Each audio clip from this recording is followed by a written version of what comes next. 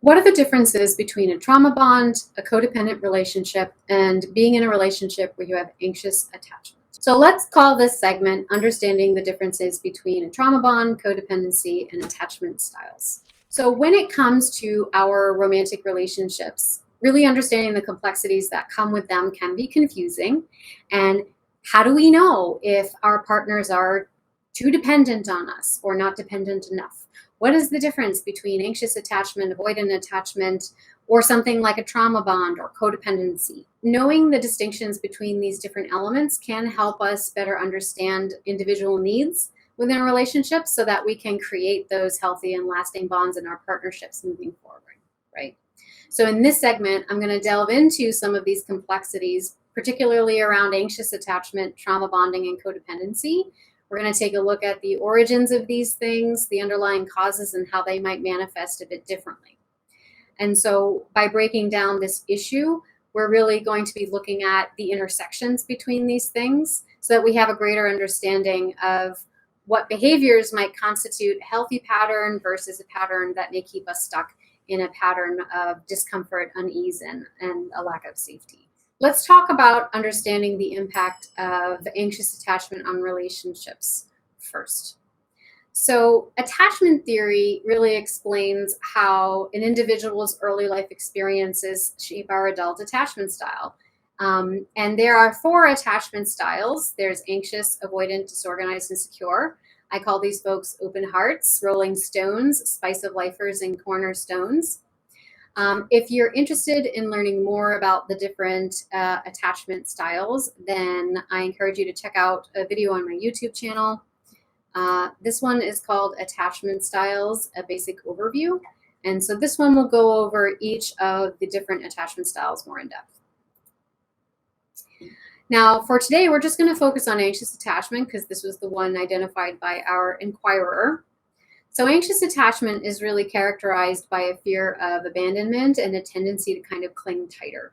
People with this attachment style tend to really crave intimacy, but often feel insecure and constantly seek reassurance. They may feel invalidated or unsafe in a relationship if they perceive their partner to be emotionally dismissive or distant, and that can make them feel helpless. And so they respond by becoming more controlling in order to reestablish that connection or compensate for feeling powerless. And so as a result, the relationships may feel suffocating to their partners, it can cause conflicts, and it can tend to drive people away at times. Now, in essence, anxious attachment is a coping mechanism that we learn to respond to early attachment injuries. And so when we experience things like inconsistency, rejection, or abandonment in our early relationships, it can leave us feeling unsafe and insecure. And so we may learn to be really vigilant in looking for signs of rejection or abandonment and develop strategies to pursue closeness and avoid that rejection. And so when these coping strategies become consistent and frequent enough that they impact our worldview and our perceptions, inspiring us towards a particular frequency of attitude and behavior, then they are adopted in many instances as identity traits, and they become recognizable as an attachment style. But this also includes strengths. So our anxious partners, they might be very sensitive and attentive to someone's feelings. Therefore, they have a high level of empathy and emotional intelligence. They are very aware of the overall emotional temperature of a relationship, so they can make adjustments as needed. They're willing to work on their problems together, so they're highly motivated and inspired. And as such, they can be very strong communicators. But with that, they may need to struggle. They may need to balance that struggle with healthy boundaries, right? So this empathy, this understanding, and this emotional intelligence can sometimes inspire them to abandon their own needs, boundaries, and priorities because they understand so well the experience of the other.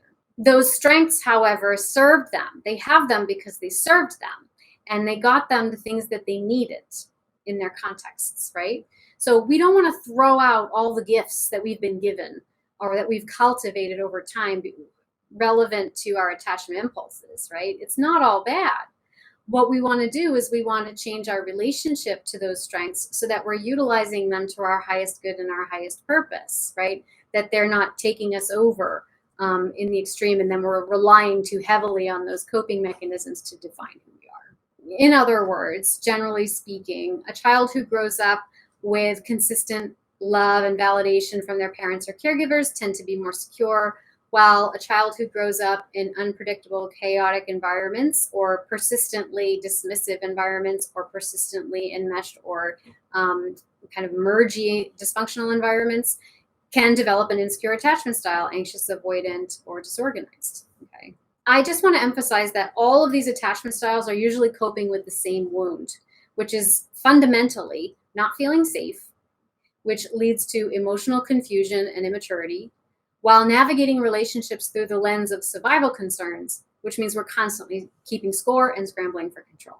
All insecure attachment styles do that. Now, we had been focusing primarily on anxious attachment. If you want to learn more about anxious attachment specifically, I do have a positively worded video, 6 signs of an anxious partner and 6 tips to embrace it.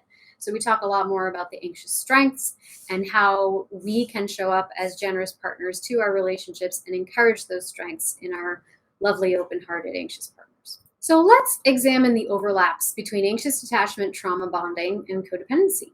Let's talk about trauma bonding first. So trauma bonding is a broad term that refers to a specific pattern of relating to people, and it's often a reenactment of those early attachment injuries or traumas, where we repeat similar dynamics that we experienced in the past with current partners. And this is for several reasons, one of which is there's a powerful physiological component in which our nervous system has come to associate a degree of stress and adrenaline with affection, love, arousal, and familiarity. And so there's, add to that, there is an emotional and psychological component in which the inner child, let's say, may be trying to relive in order to revise old and painful ways of relating, right? So for example, a person grows up with an emotionally distant father, may find themselves attracted to emotionally unavailable partners, and then they try to prove their worth by fixing that partner or working hard to earn their love in order to acquire the love that their father never gave them, okay? So trauma bonding can also show up in relationships where there is abuse or there's addiction or a very heavy power imbalance. And so in those situations, the victim might develop a bond with the abuser or the perpetrator as a way to cope with the trauma, and because it is creating in their experience a safe proximity, believing that it is necessary to their physical and even their existential survival, okay? And that can lead to some toxic relationship dynamics that are very hard to break, okay? I also find individuals struggling with this type of bond can have a sense of there being a spiritual significance to this type of relationship, believing that their trauma-bonded partner is also their soulmate. Now, I believe the argument could be made, but probably not in the way that you might imagine. And so if you are interested in hearing that argument, I do have another video on my YouTube channel. It's called Are Trauma Bonds True Bonds? And I take a pretty hard stance on that. So let's talk about codependency. Now, codependency, to my mind, is actually a specific kind of trauma bond that is characterized by a focus on meeting the needs of others at the expense of ourselves.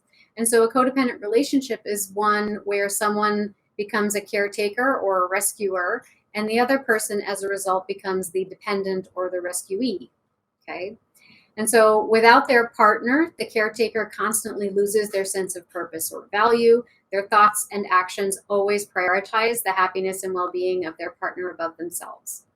And as the more functionally competent partner, the caretaker generally tends to cede to their partner's dependency and self-destructive behavior, which usually includes things like addictive behaviors.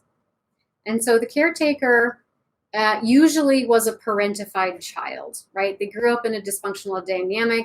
They became the sort of little parent, and they would try to smooth things over so as not to cause a fuss.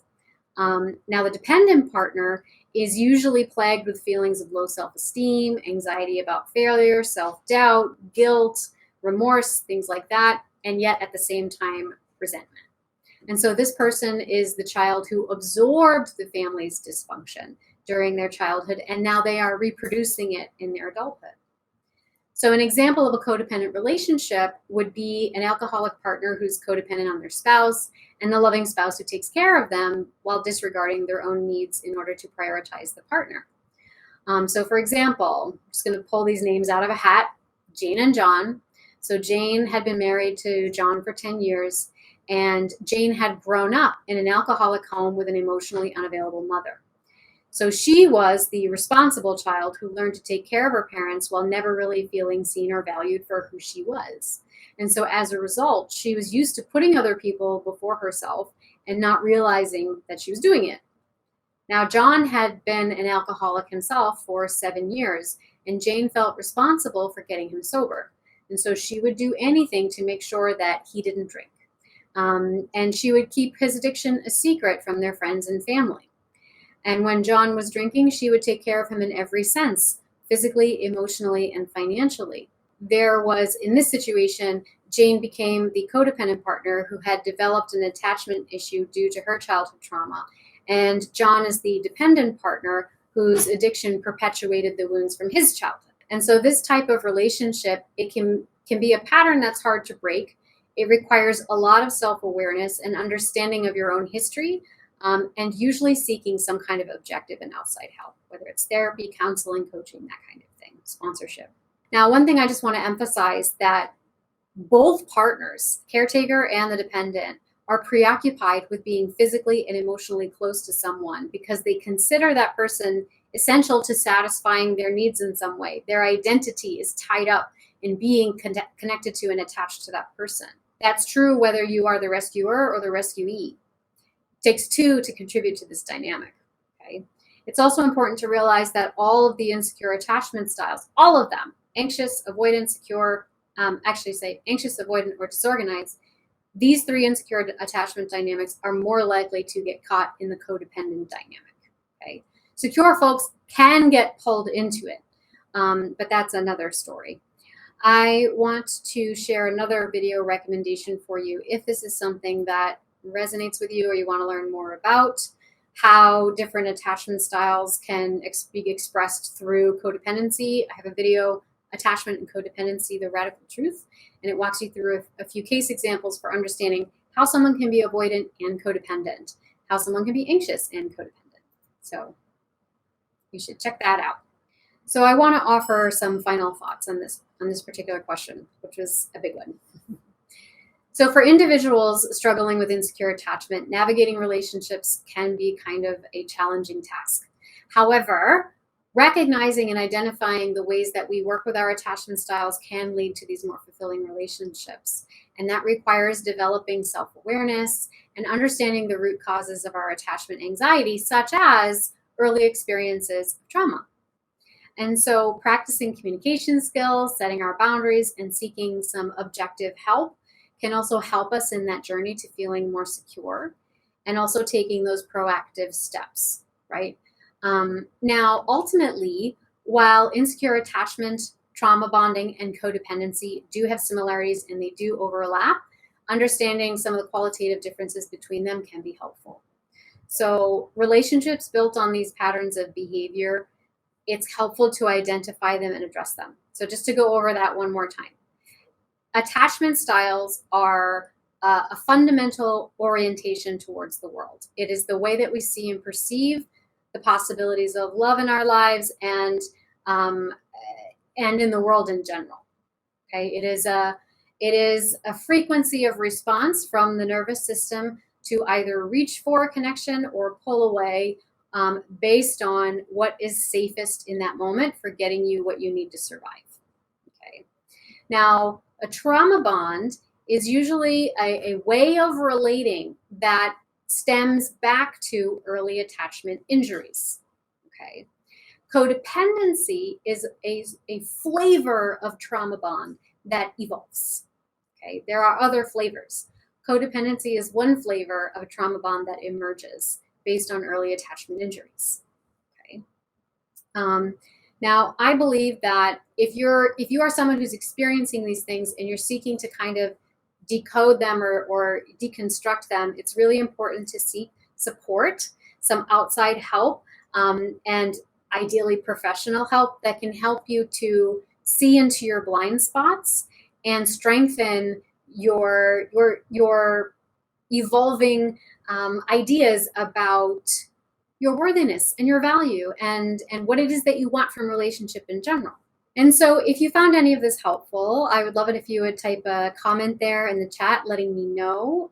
Again, I take all comments and reflections into consideration when creating more content like this. Also, remember to subscribe and ring the bell for notifications. I put out videos once a week and I wouldn't want you to miss out.